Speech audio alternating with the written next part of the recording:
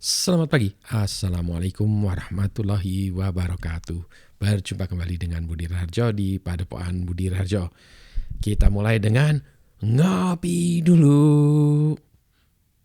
Tapi saya masih belum boleh. Nanti saya mudah-mudahan dalam beberapa hari ke depan sudah makin sehat dan boleh ngopi dulu. Masih soal Internet of Things. Jadi ceritanya ini kenapa Internet of Things itu penting ya. Kalau kita bicara soal komputer, maka di dalam kepala kita itu kalau kita sebut kata komputer, apa yang ada di kepala Anda? Kalau orang dulu mungkin mainframe komputer, ukurannya yang gede ya, yang IBM yang mesin yang gede yang harus pakai punch card ngerjainnya, ruangannya besar, wah hebat sekali mainframe. Tapi itu zaman dulu ya. 60-an, 70-an, tahun 1970-an masih ada banyak ya mainframe, tapi belum ada komputer-komputer yang lain. Jadi kalau komputer ya mainframe. Kemudian teknologi berkembang. Yang namanya komputer kalau zaman sekarang, kalau zamannya saya ya, kalau komputer itu apa? Ya komputer yang di atas meja itu, desktop komputer ya kalau itu. Padahal sebelumnya ada lagi ya PC gitu ya. Tapi ya desktop komputer lah ya yang kita sebut komputer. Komputer adalah PC gitu ya. Maju lagi ke depan. Kalau yang disebut komputer adalah laptop atau notebook. Itu komputer juga sih. Udah pasti komputer ya, karena kita bisa pakai ngetik, bisa dipakai program, bisa pakai main game, bisa pakai semuanya. To compute ya, jadi bisa macam-macam. Komputer adalah itu. Yang utamanya bisa kita program komputernya, bisa kita buatkan, kita bisa memprogram komputer kita sendiri. Tapi lama-kelamaan komputer juga bukan begitu ya. Turun lagi, ngecil-ngecil lagi nih sekarang. Komputer itu bentuknya adalah tablet. Yang bisa kita bawa kemana-mana, komputer itu juga. Ada CPU-nya, ada memorinya, ada storage-nya, ada input-output-nya, ada keyboard-nya, ada speaker-nya. Komputer ya. Ukurannya juga bisa dibawa bawahnya. Kalau komputer biasa pakai keyboard beneran ya. Kalau tablet kan bisa kita ketikkan di atas layarnya. Atau buat tablet juga mau bawa keyboard ya, pakai Bluetooth juga bisa.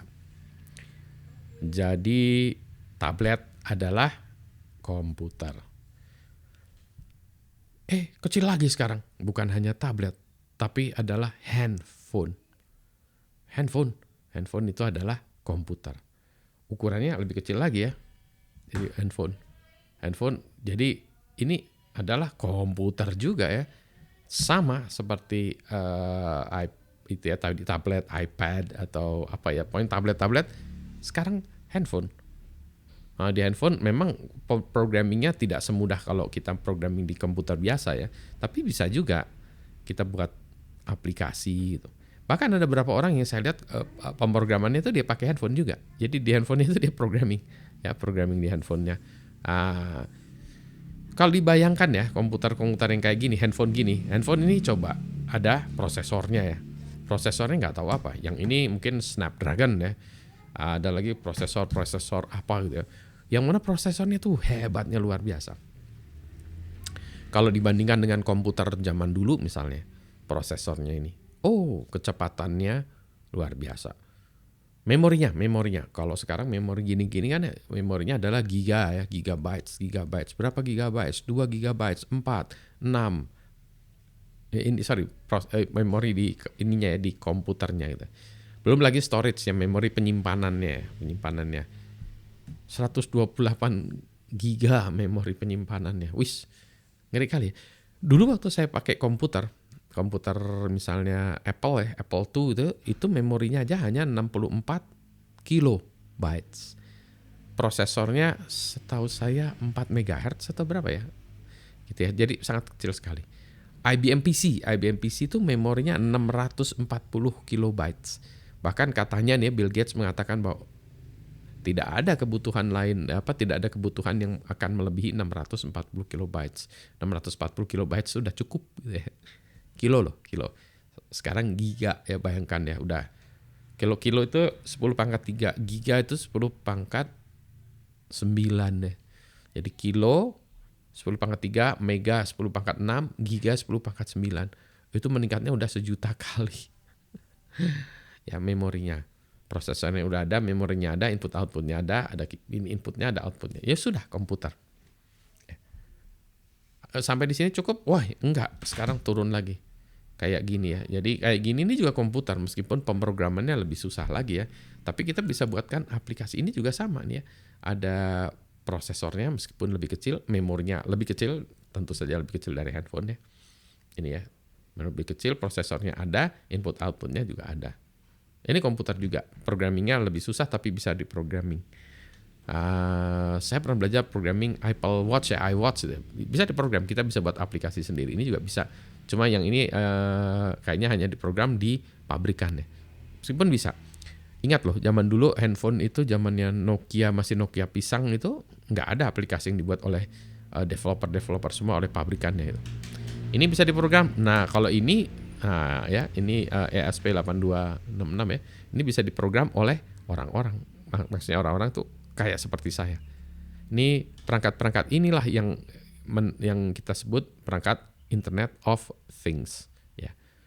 Jadi kalau balik lagi, ini bisa diprogram. Yang ini lebih canggih lagi, nanti ada lagi yang lebih canggih lagi, mana ya? Sebentar ya, saya tunjukin yang lebih canggih lagi. Mana ya? Nggak ada ya. Ada lagi yang lebih canggih. Ya, jadi intinya apa? Intinya kalau kita sebut komputer, zaman dulu ukurannya raksasa, sekarang ukurannya sangat-sangat kecil, mini, mikro bahkan deh, kecil banget.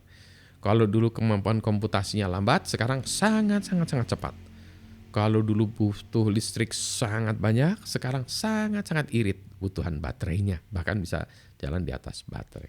Sehingga itulah sebabnya kenapa Internet of Things itu menjadi sebagai platform ya yang bagus untuk mengembangkan berbagai aplikasi. Baik aplikasi yang spesifik atau aplikasi yang umum ya, generik gitu. Jadi inilah pendahuluan kenapa Internet of Things itu penting. Mengenai definisi of Internet of Things ada dalam tulisan lain atau video lain atau podcast yang lain. Nanti kita bahas secara terpisah.